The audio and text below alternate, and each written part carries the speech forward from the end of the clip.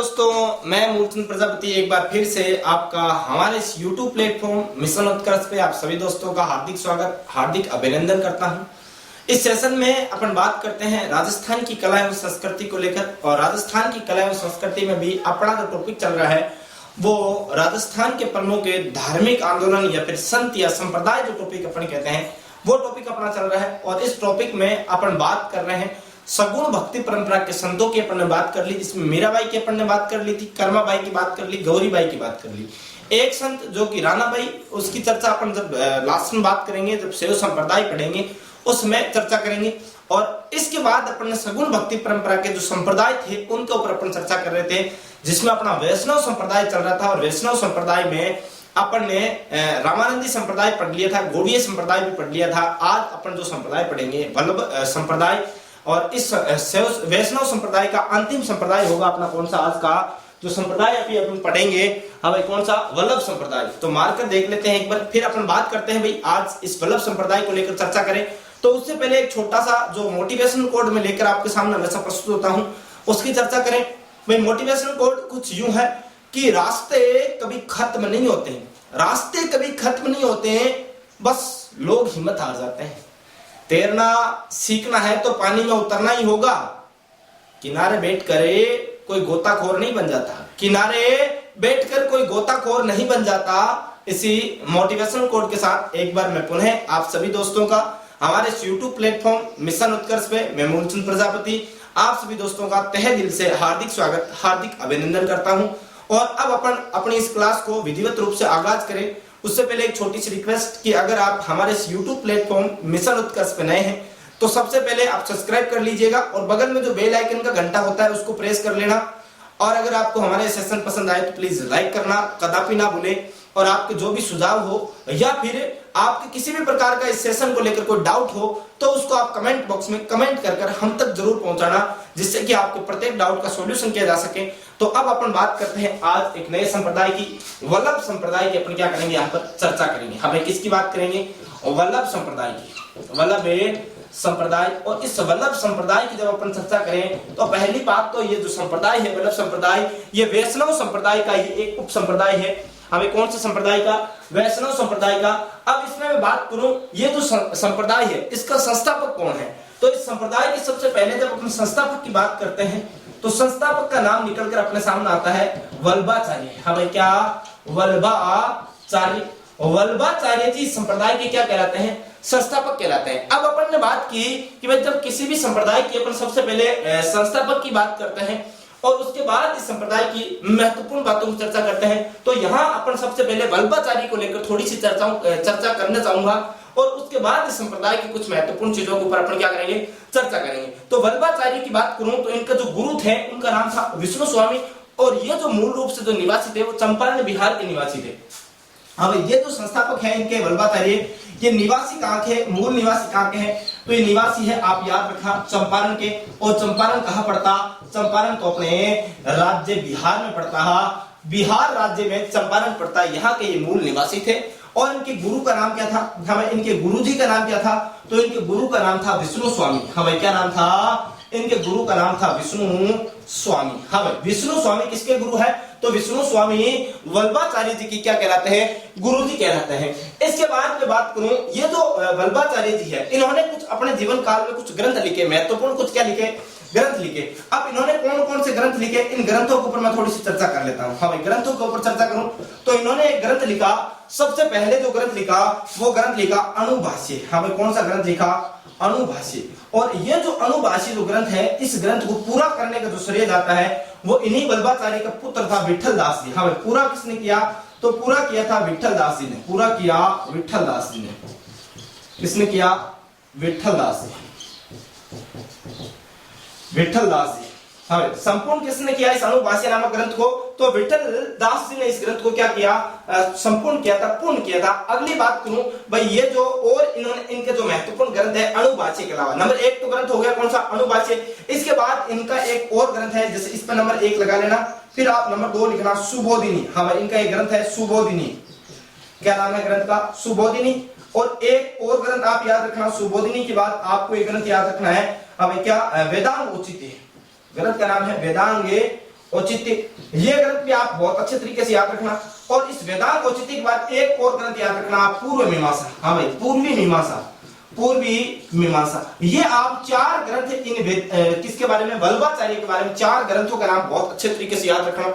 और एक दो महत्वपूर्ण और बातों की चर्चा करूं तो ये जो मार्ग होता है, जैसे किसी भी संतों का, जैसे आपने नाम सुना होगा, जैसे पुष्टि मार्ग है, वेदावेद, ये तो क्या होते हैं, मत होते हैं और मार्ग होता है। तो इनका जो मार्ग था, ये कौन से मार्ग के ऊपर है ज्यादा बल देते थे, कौन से मार्ग के संत थे, तो आप यहाँ पर लिख सकते हो। यहाँ लिखना आप स्टार लगा के बहुत अच्छे तरीके से डबल स्टार, ट्रिपल स्टार लिख लेना चाहिए। कि आपसे पूछ ले वल्लभाचार्य कौन से भाई मत के प्रवर्तक थे, तो आप लिख लेना पुष्टि, ये इस प्रकार लिखना, यह पुष्टि मार्ग, या फिर इसी पुष्टि मार्ग को क्या कहते हैं, रुद्र मार्ग कहते हैं। हमें क्या कहते हैं, ये पुष्टि मार्ग या रुद्र मार्ग के प्रवर्तक संत थे, के प्रवर्तक संत थे, प्रवर्तक क्या थे, संत थे। अब ये जो पुष्टि मार्ग है या रुद्र मार्ग, जो इसका जो शाब्दिक अर्थ होता है, तो आप लिख सकते हो इस पुष्टि मार्ग का अर्थ क्या होता है, पुष्टि का अर्थ होता है पोषण। हाँ भाई, क्या होता है, पोषण है, या फिर यूं कह सकता हूं कृपा। हमें क्या होता है, पोषण या कृपा, यानी कि पोषण और कृपा करो, सभी के ऊपर कृपा बनाए रखो। और क्या करो, जो भी दीन दुखी और गरीब जो लोग हैं, या फिर जो लोग सक्षम नहीं है, उन लोगों का क्या करो, पोषण करो, उनको खाना दो, भरपेट खाना दो। ये इनका क्या था, ऐसा इनका क्या था, मार्ग था भक्ति का। और इस मार्ग पर इन्होंने क्या किया, ज्यादा बल दिया और लोगों को समझाने का प्रयत्न किया। और इन्होंने 4 प्रमुख ग्रंथ लिखे। नंबर 1 ग्रंथ अनुभाष्य, जिसको पूरा करने का श्री विठल दास जी को जाता है। नंबर 2 इन्होंने सुबोधिनी ग्रंथ लिखा। नंबर 3 इन्होंने वेदांत औचित्य नामक ग्रंथ लिखा। और नंबर 4 इन्होंने क्या लिखा, पूर्वी मीमांसा ग्रंथ भी लिखा। संस्थापक है वल्लभ संप्रदाय के वल्लभाचार्य जी, चंपारण बिहार के निवासी है और इनके गुरु का नाम है विष्णु स्वामी। यहां तक एक बार नोट करो। फिर अपन बात करते हैं, ये जो पुष्टि मार्ग है, रुद्र मार्ग है, इसको भी इन्होंने 3 हिस्सों में, 3 इसके जो भक्त हैं, पुष्टि मार्ग के जो भक्त हैं वो 3 प्रकार के हैं। अब वो 3 प्रकार के कौन कौन से भक्त हैं उनकी चर्चा करता हूं। स्क्रीनशॉट आपने ले लिया होगा, आगे चर्चा करते हैं भाई। अब इसी वल्लभ संप्रदाय की अपन ये जो 3 प्रकार के भक्त हैं, इनकी क्या कर लेते हैं, एक बार चर्चा कर लेते हैं।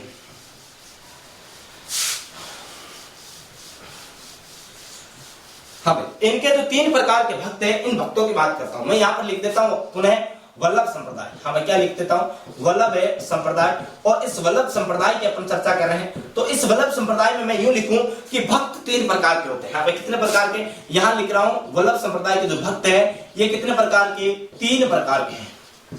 कितने प्रकार के हैं, तो पहली बात, सबसे महत्वपूर्ण बात ये है कि इनके भक्त हैं 3 प्रकार के। कितने प्रकार के, 3 प्रकार के। अब 3 प्रकारों में जो सबसे महत्वपूर्ण पहला जो प्रकार है वो कौन सा, ये कौन कौन किस प्रकार के संत होते हैं, तो नंबर 1 जो है वो अपन बात करेंगे प्रवाह पुष्टि के संत। हाँ भाई, किस प्रकार के, प्रवाह पुष्टि। और नंबर 2 इनके जो है वो शुद्धि पुष्टि। और नंबर 3 जो है पुष्टि संत कहलाते हैं। हाँ भाई, प्रवाह पुष्टि में कौन कौन से संत आते हैं, यानी कि वे संत जो लौकिक या अलौकिक कार्यों में क्या रहते हैं, व्यस्त रहते हैं, क्या कहलाएंगे, प्रवाह पुष्टि। लौकिक यानी कि लोगों के बीच ही रहते हैं और लोगों के जैसा ही व्यवहार करते हैं और लोगों को अच्छे मार्ग पर चलने की राह दिखाते हैं। ऐसा कार्य करके जो भगवान को खुश करते हैं, भगवान की भक्ति करते हैं, क्या कहलाते हैं, प्रवाह पुष्टि के संत कहलाते हैं। तो आप लिख सकते हो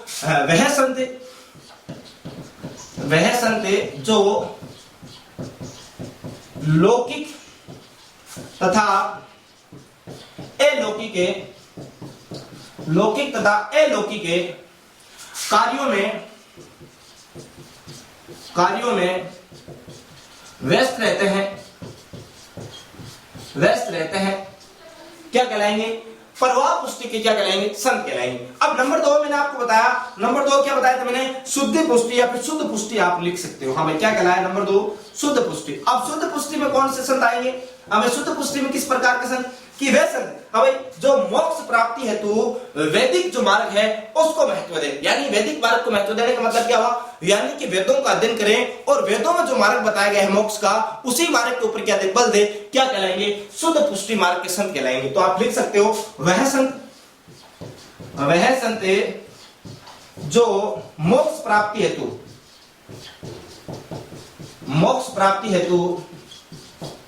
वैदिक मार्ग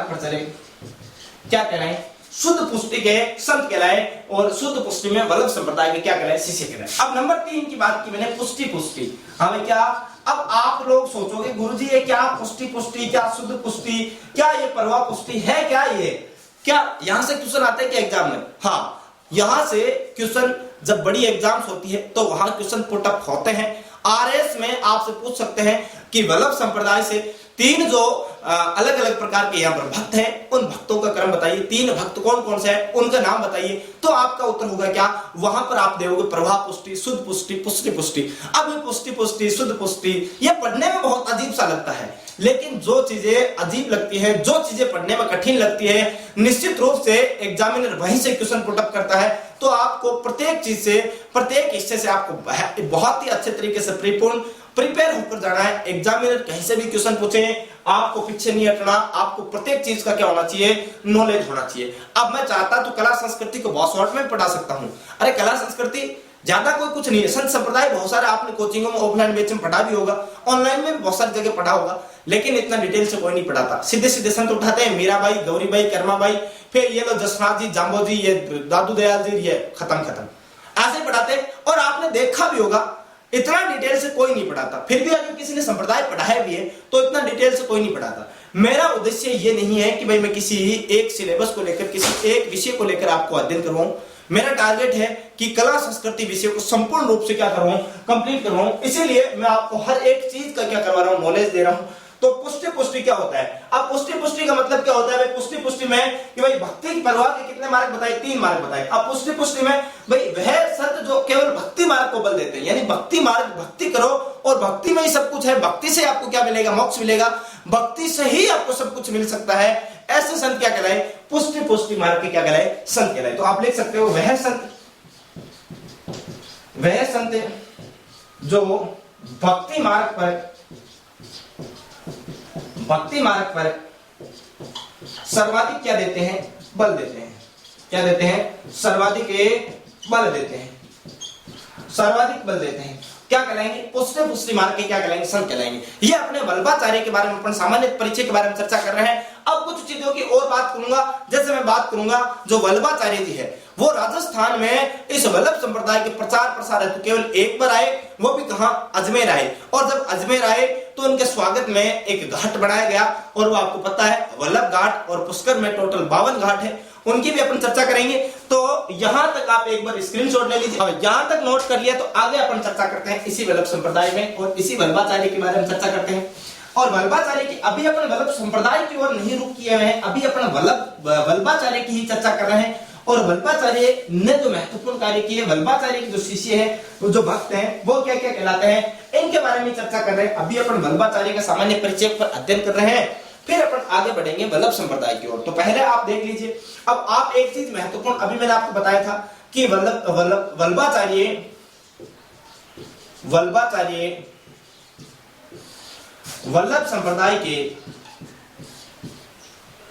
वल्लभ संप्रदाय के प्रचार प्रसार हेतु एक बार राजस्थान आए। अब आप सोचोगे गुरुजी ये वल्लभाचार्य तो एक बार ही राजस्थान आए हैं, और जब एक ही बार राजस्थान आए हैं तो वल्लभाचार्य की मैं चर्चा करूं। भाई वल्लभाचार्य जो है वल्लभ संप्रदाय के प्रचार प्रसार हेतु क्या एक बार कहां आए, राजस्थान आए। राजस्थान आए, बहुत अच्छी बात है, बढ़िया बात है, शानदार बात है, कोई बात नहीं, राजस्थान आए। लेकिन आप कहोगे कि गुरुजी ये राजस्थान एक बार ही आए और वल्लभ संप्रदाय के इतना प्रचार प्रसार कर गए, राजस्थान में इतना वल्लभ संप्रदाय फैल गया। अरे एक बार में तो कुछ नहीं होता, इतना तो हमारे जब यहाँ चुनावी रैलियां होती है, जब चुनाव होते हैं तो हमारे जो नेता होते हैं वो 50-50 बार आ जाते हैं, फिर भी उनको लोग वोट नहीं देते, फिर भी उनके अनुयायी नहीं बनते, फिर भी उनके फॉलोअर्स नहीं होते हैं। लेकिन राजस्थान में तो वल्लभ संप्रदाय के इतने सारे फॉलोअर्स है, इतने सारे अनुयायी है। अरे उस समय तो एक बार आए तो लोग जानते भी नहीं थे, सोशल मीडिया का भी जमाना नहीं था, व्हाट्सएप भी नहीं था, ट्विटर भी नहीं था, इंस्टाग्राम भी नहीं था, फेसबुक भी नहीं था। हाँ, आजकल तो चलो कोई भी बंदा आए उससे पहले फेसबुक पर पोस्ट डाल देते हैं, भाई मैं आज फला जगह फला ये समारोह करूंगा, वहां मेरी आज रैली है। लेकिन क्या उस समय ये था क्या? इंटरनेट का जमाना था क्या? ये सब चीजें थी नहीं, तो गुरुजी एक बार में इतना प्रचार प्रसार कैसे हो सकता है? ऐसा क्यों? कोई बात नहीं, इनका अगला जो पुत्र होगा विठल दास जी, उनके बारे में चर्चा करेंगे कि उन्होंने राजस्थान में बहुत सारा प्रचार प्रसार किया। उन्होंने अष्टछाप कवि मंडली भी तैयार की और उसके द्वारा अलग अलग क्षेत्रों में राजस्थान क्या क्या प्रचार प्रसार किया। तो ये सब चीजें अब अपन बात करेंगे। ये तो एक बार ही है, कोई बात नहीं। अब मुख्य जो नेता होता है, अरे मोदी जी आपके गांव में कितनी बार आए चुनाव का प्रचार प्रसार करने के लिए? आए क्या? नहीं आए। वो तो चलो केवल फेसबुक पे पोस्ट डालते हैं, इंस्टाग्राम पे, अपने इंस्टाग्राम हैंडल पे, ट्विटर पे ट्वीट करके छोड़ देते हैं साहब आज हमारी जगह फलानी जगह रैली है, और लोग वहां चले जाते हैं, अनुयायी होते हैं, फॉलोअर्स होते हैं साहब। हाँ चलो कोई बात नहीं, आजकल तो सोशल मीडिया का जमाना है। लेकिन मोदी जी आपके गांव में आए क्या? नहीं आए।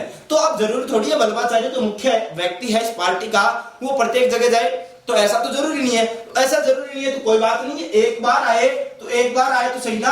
अरे आपके गांव में एक बार मोदी जी आ जाए, आप रोजाना प्रचार करोगे, अरे मोदी जी तो हमारे गांव में आके गए हैं, ऐसे कहते हो? नहीं कहते। मोदी जी तो हमारे गांव में भी आए थे। अरे सबके गांव में नंबर भी नहीं आता, जब एक बार आए तो आप उसका बहुत प्रचार प्रसार करते हो। उसी प्रकार यहाँ राजस्थान में वल्लभ संप्रदाय के प्रमुख व्यक्तित्व वल्लभाचार्य जी राजस्थान में एक बार आए। एक बार कहाँ आए साहब? अजमेर आए। कहाँ आए? अजमेर आए। अजमेर आए, कोई बात नहीं, बहुत अच्छी बात है। मान लो आपके गांव में मोदी जी आए, आप उनके भव्य स्वागत की तैयारियां करोगे, गांव के बाहर लंबा सा टेंट लगाओगे, फूल बरसाओगे, बहुत अच्छा मनोरंजन दृश्य जो होगा, बहुत शानदार दृश्य होगा। क्योंकि कौन आ रहे हैं साहब? मोदी जी आ रहे हैं, भारत के प्रधानमंत्री आ रहे हैं। आप उनका भव्य स्वागत करोगे, सभी गांव वासी हाथ में माला लेकर तैयार रहेगा। अरे कौन आ रहे हैं? आज तो मोदी जी आ रहे हैं, ऐसा आप करोगे। अरे करोगे कि नहीं करोगे? अरे भाई जब उस आज के समय में अपन ये सब कर रहे हैं, तो उस समय होना तो ये स्वाभाविक था। और जब ये स्वाभाविक था तो उस समय क्या किया लोगों ने? उस समय भी इनके स्वागत में बहुत अच्छी तैयारी की गई। और तैयारियां क्या की गई? पुष्कर में आपको पता होगा घाट है पुष्कर झील, और पुष्कर झील हिंदू धर्म से जुड़ी हुई बहुत ही आस्थावान झील रही है। उसमें उस पुष्कर झील में टोटल 52 घाट है, और उस 52 घाट में एक घाट का निर्माण करवाया। यानी उस समय 52 नहीं रहे होंगे, एक कम था, 51 होंगे। 51 में 52 में तो घाट बनवाया गया अजमेर में, और वो घाट बनवाया गया किसके उपलक्ष्य में? किसके आने की खुशी में? जैसे आपके गांव में मोदी जी के आने की खुशी में टेंट लगवाते हो, फूल बरसाते हो, उनके भव्य स्वागत की तैयारियां करते हो, बढ़िया से नाश्ता वास्ता का इंतजाम करते हो, उसी प्रकार इनके स्वागत में अजमेर में, या फिर मैं यूं कहूं पुष्कर में वल्लभ घाट का निर्माण, हमें क्या किया गया? वल्लभ घाट का निर्माण। इनके आगमन पर पुष्कर में किसका निर्माण किया गया? वल्लभ घाट का निर्माण किया गया। और पुष्कर तो कहां पड़ता है? अजमेर में पड़ता है। और किसके आगमन पर किया गया? वल्लभाचार्य जी के आगमन पर किया गया। ऐसा ही यहाँ पर बहुत अच्छा कार्य किया गया। तो कोई बात नहीं, जब अच्छा कार्य किया गया तो अपन बात कर लेते हैं, ये जो वल्लभाचार्य जी थे इनका जन्म कब हुआ था? एक और महत्वपूर्ण बात, हमें जन्म की बात करूं तो इनका जन्म होता है 1477 ईस्वी में, और ये मूल निवासी थे कहां के? चंपारण बिहार के।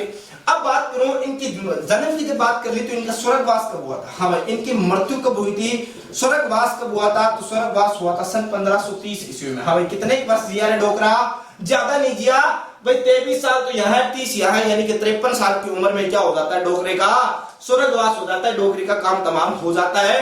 53 वर्ष की उम्र में इसने इतना बड़ा एक प्रचार प्रसार किया, इतना बड़ा अपना संप्रदाय खड़ा कर दिया कि लोग आज भी इसके क्या रहते हैं? फॉलोअर्स रहते हैं। जो बंदा सन 1530 ईस्वी में स्वर्गवास हो गया, मृत्यु को प्राप्त हो गया, उसकी आज भी लोग क्या करते हैं? पूजा करते हैं। अब एक चीज और, इनके समकालीन दिल्ली के बाद, हाँ एक और महत्वपूर्ण बात, इनके समकालीन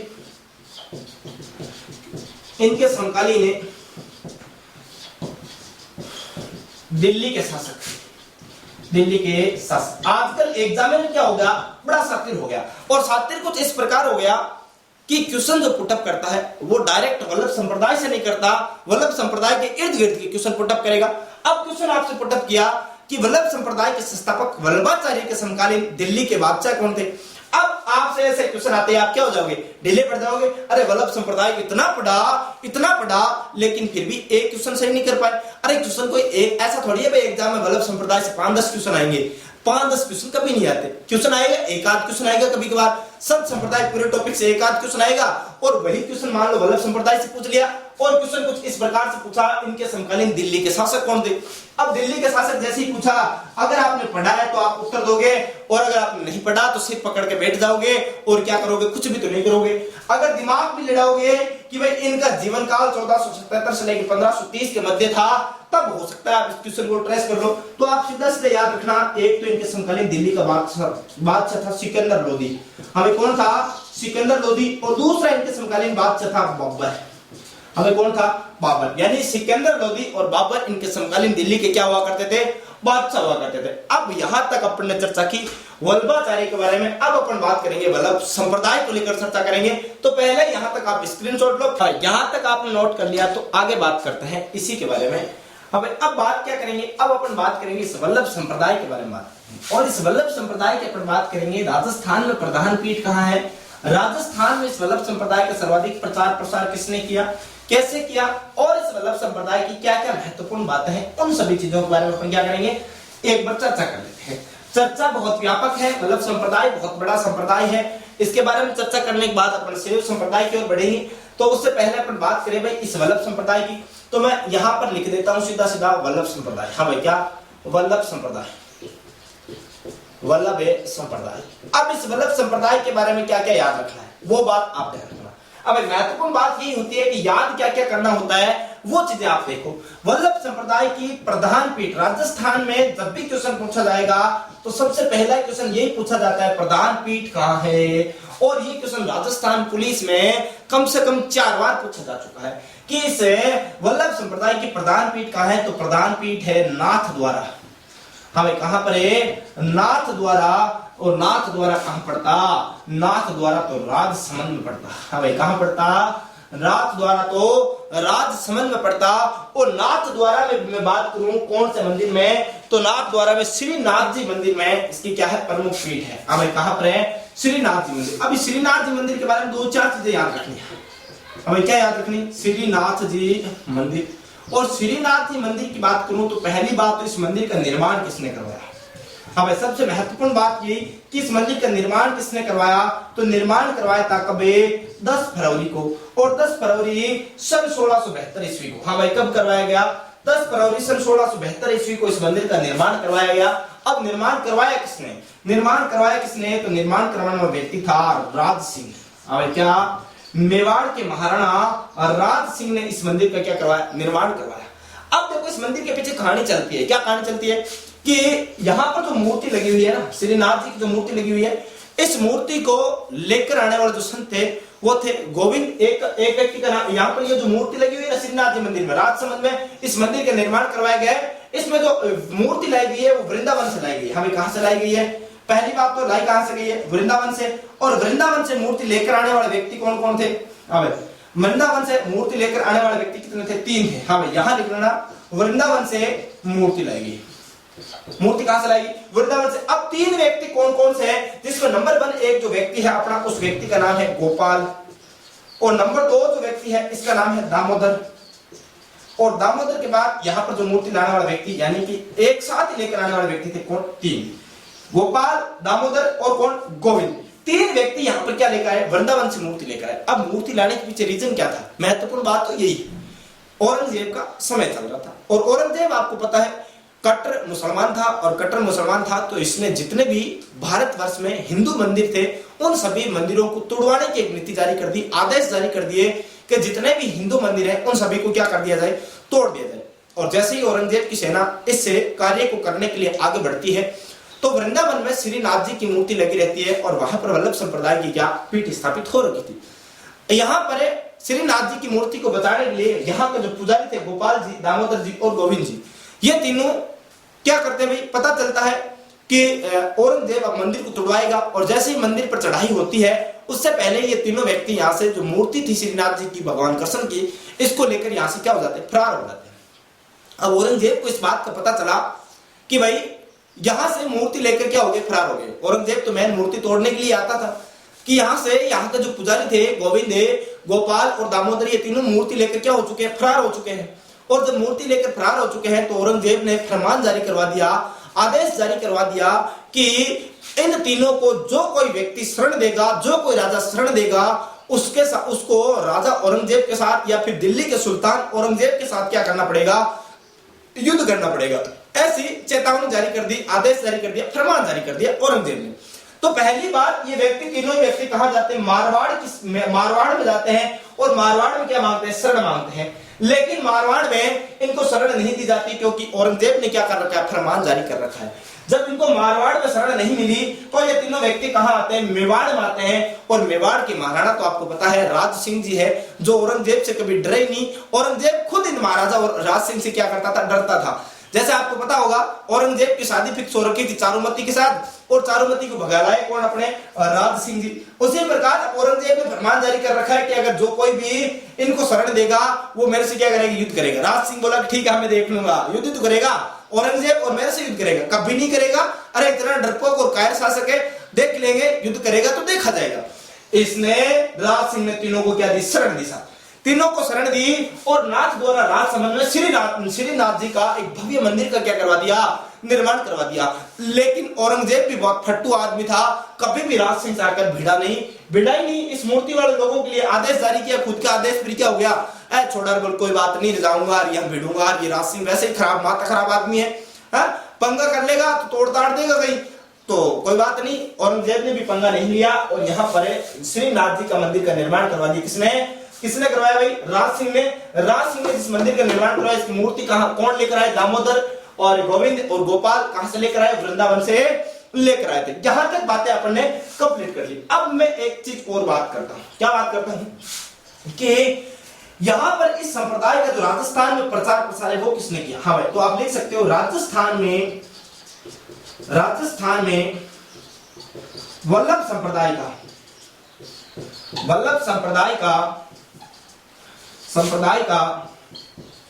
सर्वाधिक प्रचार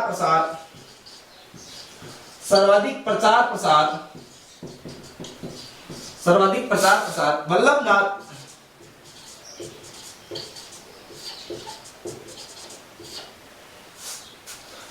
वल्लभ संप्रदाय के जो संस्थापक थे वल्लभनाथ जी का जो पुत्र है, वल्लभनाथ जी के पुत्र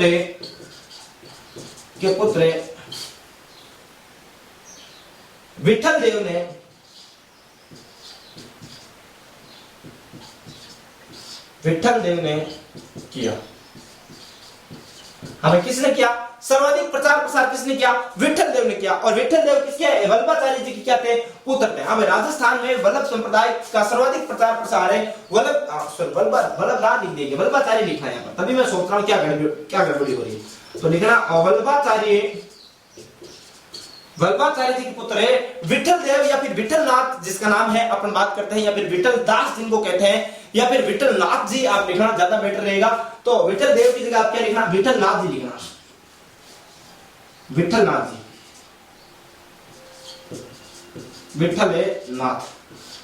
नाथ ने सर्वाधिक राजस्थान में क्या किया, इस संप्रदाय का प्रचार प्रसार किया। हमें क्या किया, प्रचार प्रसार किया। तो आगे अपन चर्चा करें, इससे पहले आप एक छोटा सा स्क्रीनशॉट ले लो, फिर अपन आगे चर्चा करते हैं। हाँ ले लिया होगा स्क्रीनशॉट।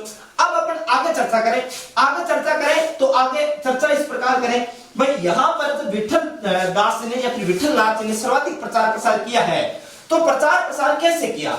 अरे भाई, क्या उस समय कोई सोशल मीडिया का जमाना था क्या, जो ट्विटर पर पोस्ट कर दी भाई मैं यहाँ विठल दास वल्लभ संप्रदाय का प्रचार प्रसार कर रहा हूं, जो भी आप इस वल्लभ संप्रदाय में रुचि रखते हैं आइए और हमारे इस पेज को फॉलो कीजिए, ऐसा थोड़ी था। अरे फॉलो, अपन जो फॉलोअर्स देखते हैं ना, फेसबुक पर मेरे इतने फॉलोअर्स है, ट्विटर पर इतने फॉलोअर्स है, इंस्टाग्राम पर इतने फॉलोअर्स है। फॉलोअर्स का मतलब ही क्या होता है, अनुयायी होता है। अनुयायी यानी कि इस संप्रदाय को मानने वाले लोग क्या कहलाते हैं, अनुयायी कहलाते हैं। तो अब इन्होंने प्रचार प्रसार कैसे किया, वल्लभाचार्य ने, विठल दास जी ने या फिर विठल नाथ ने सर्वाधिक प्रचार प्रसार तो किया, लेकिन कैसे। हाँ भाई, इन्होंने प्रचार प्रसार हेतु अष्ट कवि मंडली का क्या किया, निर्माण किया। हाँ भाई, राजस्थान में वल्लभ संप्रदाय के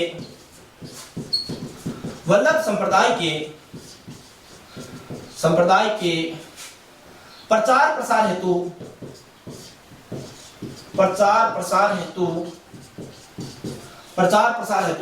विठल नाथ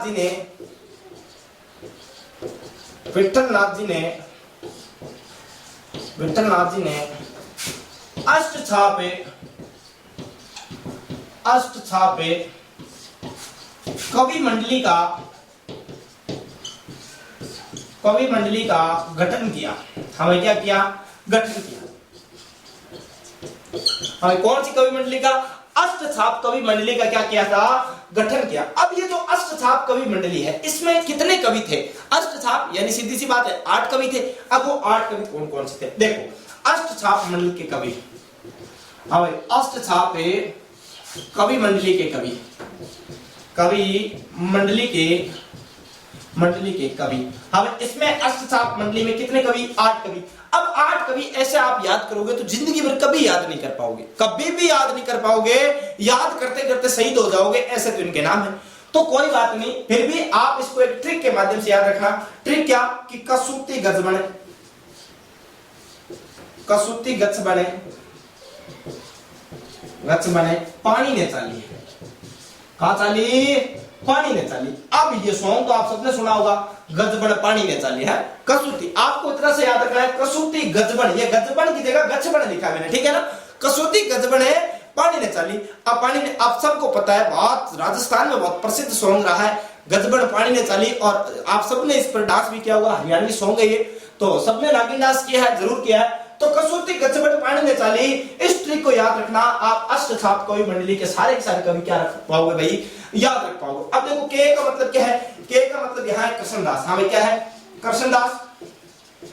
कृष्णदास। और एक और नाम याद रखना, यही कुंभदास। हाँ भाई, कुंभनदास, सॉरी, कृष्णदास और कुंभनदास, याद रख लिया। अब देखो, सु का मतलब क्या है? यहाँ के का मतलब कृष्णदास, कुंभनदास, सु का मतलब सूरदास। हमें क्या? सूरदास। अब यहाँ पर ती है, वो क्या है? साइलेंट है। फिर अपन बात करूं गे की बात करूं, गे का मतलब क्या है? गोविंदास।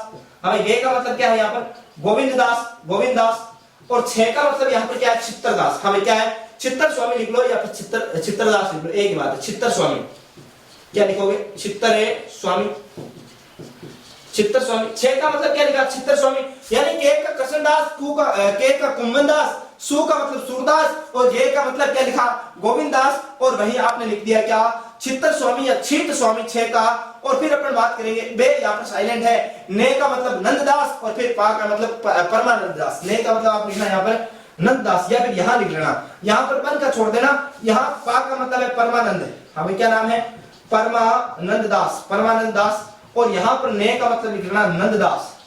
हमें क्या लिखना? नंददास। और यहाँ पर अपने चा का मतलब क्या लिख लेना? चतुर्भुज दास लिख लेना। हमें क्या लिखना? चतुर्भुज दास। ये आपकी क्या हो गए? 8 कवि हो गए। 1 कृष्णदास, 2 कुंभनदास, 3 सूरदास, 4 गोविंददास, 5 चित्तर स्वामी, या फिर चित्त स्वामी भी आपको मिलता है, चित्तर स्वामी या चित्त स्वामी, एक बात है। तो 1 2 3 4 के बाद 5 6 और 7, तो एक कौन सा गायब हो गया बीच में? तो यहाँ पर आप देखना, सूरदास आपका हो गया, कुंभनदास हो गया, और ये कृष्णदास हो गया, गोविंददास हो गया।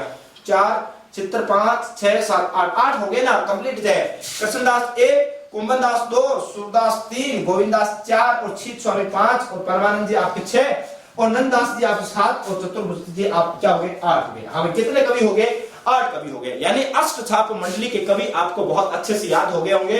अष्टछाप कवि मंडली के कवि याद करने के तरीके क्या बताए मैंने? कसूती गचबड़ कहाँ चली? पानी ने चली भाई। और यहाँ बहुत अच्छे से आपको डिटेल से समझा भी दिया। अब एक चीज और याद रखना, ये जो कवि मंडली है, इसको अकबर ने एक जागीर प्रदान की थी। कौन सी जागीर प्रदान की थी? वो जेतपुरा यानी गोकुल जेतपुरा की एक जागीर प्रदान की थी कि भाई आप अष्टछाप कवि मंडली कवि, इस जागीर से जो भी लगान आपको वसूल हो, जो भी आपको टैक्स वसूल हो, उससे आप क्या चलाना? अपना गुजारा चलाना। तो आप लिख सकते हो, अष्टछाप कवि मंडली को, अष्टछाप कवि मंडली हेतु अकबर ने गोकुल जेतपुरा की जागीर प्रदान की। क्या प्रदान की? जागीर प्रदान की। तो निश्चित रूप से यहां से जो भी लगान वसूल होगा, वो कौन वसूल करेंगे? ये अष्टछाप कवि मंडली के लगान लेंगे और अपना क्या चला पाएंगे भाई? गुजारा चला पाएंगे। अब इसमें एक चीज और आप ध्यान रखना भाई, एक तो होता है ज्येष्ठ कवि। हाँ भाई ज्येष्ठ कवि, और दूसरा क्या होता है, एक तो ज्येष्ठ कवि होता है और दूसरा क्या होता है, कनिष्ठ कवि होता है। यानी कि एक तो ज्येष्ठ यानी सबसे बड़ा और कनिष्ठ कवि यानी कि सबसे छोटा कवि। अब तो कनिष्ठ की बात करूं तो कनिष्ठ तो कौन सा था और ज्येष्ठ कौन सा था। अब दो चीज है, आप बहुत अच्छे से तरीके से भाई पढ़ते भी होंगे, बहुत बार पढ़ा भी होगा, तो एक बार विचार करो देखे। हाँ भाई विचार किया होगा। तो ज्येष्ठ का मतलब क्या होता है, ज्येष्ठ का मतलब है यहाँ पर ज्येष्ठ जो कवि है वो है आपने कुंभन दास जी। हाँ भाई कौन से हैं, कुंभन दास जी। ये देखो यहाँ पर के में आपने लिख रखा है पहले कसूती गजबड़ में कुंभन दास जी सबसे क्या है, ज्येष्ठ कवि थे। वही कनिष्ठ कवि की बात करूं तो कनिष्ठ कवि अपने कौन से थे, नंददास जी। ये देखो यहाँ पर नंबर 7 पर लिखे हुए हैं, तो ये अपने क्या थे, नंददास जी थे। हाँ भाई नंददास जी सबसे कनिष्ठ कवि और सबसे ज्येष्ठ कवि कौन थे, कुंभन दास जी। तो इस प्रकार अपन ने यहां तक कंप्लीट बात कर ली है। अब अपन बात करेंगे और इस संप्रदाय से संबंधित जो महत्वपूर्ण शब्दावली वगैरह है और कुछ महत्वपूर्ण जो तथ्य है उनकी चर्चा करेंगे। पहले यहां तक स्क्रीनशॉट लो, फिर आगे बढ़ते हैं। यहां तक अपन ने चर्चा कर ली, अब अपन आगे कुछ और चीजों की चर्चा करते हैं। इसी संप्रदाय से संबंधित कुछ और महत्वपूर्ण चीजों की अपन चर्चा करेंगे। तो ये जो महत्वपूर्ण चर्चाएं होगी, अब जो अपन बात करेंगे जो वल्लभ संप्रदाय है इसको लेकर कुछ जो महत्वपूर्ण जो विशिष्ट शब्दावलियां हैं या फिर इनका जो प्रमुख जो मंदिर है उसको लेकर अपन क्या करेंगे, चर्चा करेंगे। यहाँ इस चर्चा के बाद अपना वल्लभ संप्रदाय क्या हो जाएगा, पूर्ण रूप से अपन क्या कर लेंगे, अध्ययन कर चुके होंगे। तो अब जो महत्वपूर्ण चर्चा है उस पर आप ध्यान दीजिए। तो ध्यान देखना भाई, मैं यहाँ कुछ आपके सामने इस टाइप से एक मंदिर बना रहा हूँ, देखना आप। हाँ भाई ये अपन मंदिर बना रहे हैं और ये जो मंदिर है ये किसका है, श्रीनाथ जी का मंदिर है। और श्रीनाथ जी का मंदिर कहाँ है, नाथ द्वारा में है। हाँ भाई कहाँ है, नाथ द्वारा में। हाँ भाई कहाँ है, आप यहाँ ध्यान रखना, श्रीनाथ जी मंदिर, श्रीनाथ जी मंदिर। और श्रीनाथ जी मंदिर है ये, और ये है कहाँ श्रीनाथ जी मंदिर, तो आप सबको पता है श्रीनाथ जी मंदिर तो कहाँ पड़ता है, नाथ द्वारा में पड़ता है। हाँ भाई कहाँ पड़ता है श्रीनाथ जी मंदिर है, तो श्रीनाथ जी मंदिर तो पड़ता है नाथ द्वारा में। हाँ भाई कहाँ पड़ता, नाथ द्वारा। और नाथ द्वारा कहाँ पड़ता, तो नाथ द्वारा खुद कहाँ पड़ता, रात द्वारा तो राजसमंद में पड़ता, और राजसमंद तो कहाँ पड़ता, राजस्थान में पड़ता। हाँ भाई कहाँ पड़ता, राजस्थान में। अब इस मंदिर के अधीन 7 मंदिर चलते हैं। अब आप ध्यान रखना, इस मंदिर के अधीन है, इस मंदिर के अधीन है 7 मंदिर। अब इस मंदिर का अधीन टोटल मंदिर कितने हैं, 7 मंदिर। और ये 7वें मंदिर वल्लभ संप्रदाय से संबंधित है। अब ये 7 मंदिर कौन कौन से हैं, बहुत ही महत्वपूर्ण है, एग्जाम की दृष्टि से बहुत ही महत्वपूर्ण, कि आपसे कभी भी क्वेश्चन पूछा जा सकता है, निम्न में से कौन सा मंदिर वल्लभ संप्रदाय से संबंधित नहीं है, या निम्न में से कौन सा मंदिर नाथ द्वारा मंदिर के अधीन मंदिर नहीं है, या फिर है इस टाइप का। तो नंबर 1 यहाँ पर मंदिर आता है विठलनाथ जी का मंदिर। हाँ भाई किसका, विठलनाथ जी मंदिर। और विठलनाथ जी कहाँ है मंदिर, विठलनाथ जी मंदिर कहाँ पर है, विठलनाथ जी अभी अपन ने बात की थी विठलनाथ जी की, और इनका जो मंदिर है ये कहाँ पड़ता है, विठलनाथ जी का मंदिर तो पड़ता है नाथ द्वारा में। हाँ भाई कहाँ पड़ता, नाथ द्वारा में। इन विठलनाथ जी के मंदिर के बाद अपन चर्चा करें भाई, नंबर 1 तो कौन सा हो गया, विठलनाथ जी मंदिर हो गया। फिर द्वारकाधीश मंदिर। हाँ भाई कौन सा, द्वारकाधीश मंदिर, द्वारकाधीश मंदिर। और द्वारकाधीश मंदिर कहां पर पड़ता है, तो आपको पता है कहां पड़ता है, कांकरोली में पड़ता है। और कांकरोली कहां पड़ता, राजसमंद में पड़ता। नंबर 3 यहां पर तो मंदिर पड़ता मथुराधीश मंदिर। हमें कौन सा मंदिर पड़ता, मथुराधीश जी का मंदिर, मथुराधीश जी मंदिर। और मथुराधीश जी मंदिर कहां पड़ता है आपको पता है, तो राजस्थान में कोटा जिले में मथुराधीश जी का क्या पड़ता मंदिर। 3 मंदिर याद करना, विठलनाथ जी मंदिर नाथ द्वारा, द्वारकाधीश मंदिर कांकरोली, मथुराधीश मंदिर कहां पड़ता, कोटा में पड़ता है। फिर आप नंबर 4 यहाँ पर नंबर 4 पर याद रखना, मदन मोहन जी मंदिर। हमें कौन सा, मदन मोहन जी मंदिर, मदन मोहन जी मंदिर। और ये जो मदन मोहन जी मंदिर है ये आपकी करौली वाला मंदिर नहीं है, पहली बात तो आप यही ध्यान रखना। मदन मोहन जी मंदिर ये कामा भरतपुर वाला है। और फिर अपन बात करेंगे गोकुल चंद्र मंदिर। हाँ मदन मोहन जी मंदिर कहाँ का है, कामा भरतपुर का, कामा भरतपुर में। फिर अपन बात करेंगे नंबर 5 पर गोकुल चंद्र मंदिर। हमें कौन सा, गोकुल चंद्र मंदिर। और ये जो गोकुल चंद्र मंदिर है, इस गोकुल चंद्र मंदिर की बात करूं तो ये भी कहां पर पड़ता है, ये भी कामा में पड़ता है। और कामा फिर से अपन बात कहां कर ली, अभी बात कर ली कहां, भरतपुर में स्थित है। फिर नंबर 6 पर यहाँ पर जो मंदिर है वो है गोकुलनाथ जी मंदिर। हमें कौन सा, गोकुलनाथ मंदिर। हमें गोकुलनाथ जी मंदिर। और ये जो गोकुलनाथ जी मंदिर है ये कहां पर पड़ता है, ये पड़ता है वृंदावन में। हमें कहां पड़ता है, वृंदावन में, और वृंदावन तो कहां पड़ता है, यूपी में यानी उत्तर प्रदेश में। और अंतिम जो 7वां मंदिर है वो है अपना बाल कृष्ण जी मंदिर। हमें नंबर 7 मंदिर कौन सा, बाल कृष्ण मंदिर।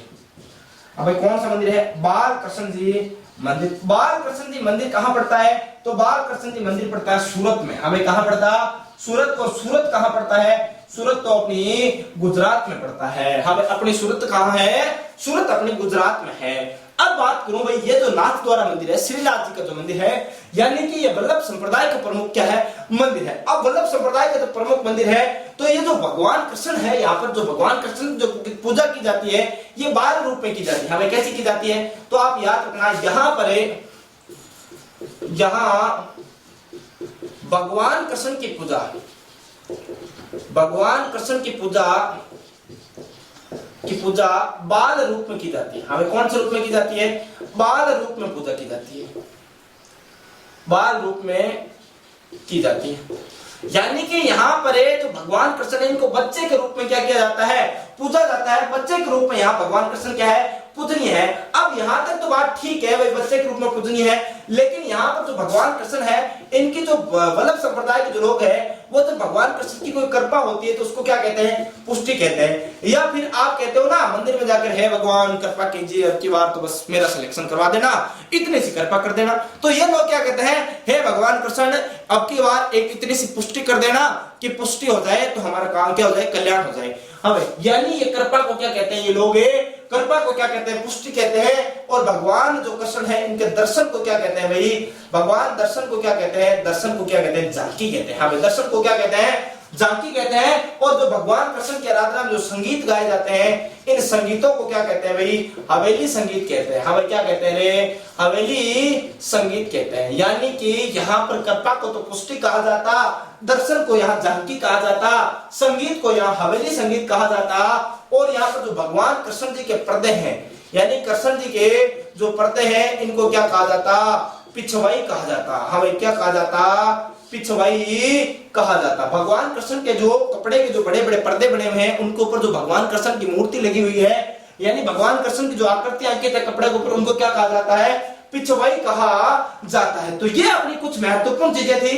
इसके बाद अपन बात करो भाई, यहाँ पर जो मेला लगता है, हमें यहाँ पर जो इस वल्लभ संप्रदाय का जो मेला लगता है, वो कब लगता है, तो ये कृष्ण जन्माष्टमी के दिन लगता है। हमें कब लगता है, कृष्ण जन्माष्टमी के दिन लगता है। तो आप लिख सकते हो जन्माष्टमी। और ये जन्माष्टमी कब आती है, तो ये भगवान कृष्ण के जन्माष्टमी लिख सकते हो, या फिर आप लिख सकते हो इस प्रकार भी लिख सकते हो, कृष्णाष्टमी। अब एक ही बात है, ठीक है ना। और ये मनाई कब जाती है, तो ये भाद्रपद मास में मनाई जाती है। हमें कब मनाई जाती है, तो भाद्रपद शुक्ल अष्टमी के दिन क्या मनाई जाती है, जन्माष्टमी मनाई जाती है। भाद्रपद शुक्ल कृष्ण पक्ष की अष्टमी है। अभी भगवान कृष्ण क्या थे, काले थे ना, कृष्ण ही थे, इसलिए कृष्ण पक्ष की अष्टमी को क्या मनाया जाता है, जन्माष्टमी मनाई जाती है। और इस दिन यहाँ पर क्या लगाया जाता है, भव्य क्या लगता है, यहाँ पर मेला लगता है। और इसी के साथ जो अपना वल्लभ संप्रदाय है, ये क्या हो जाता है भाई, पूर्ण हो जाता है। बहुत बड़ा संप्रदाय था।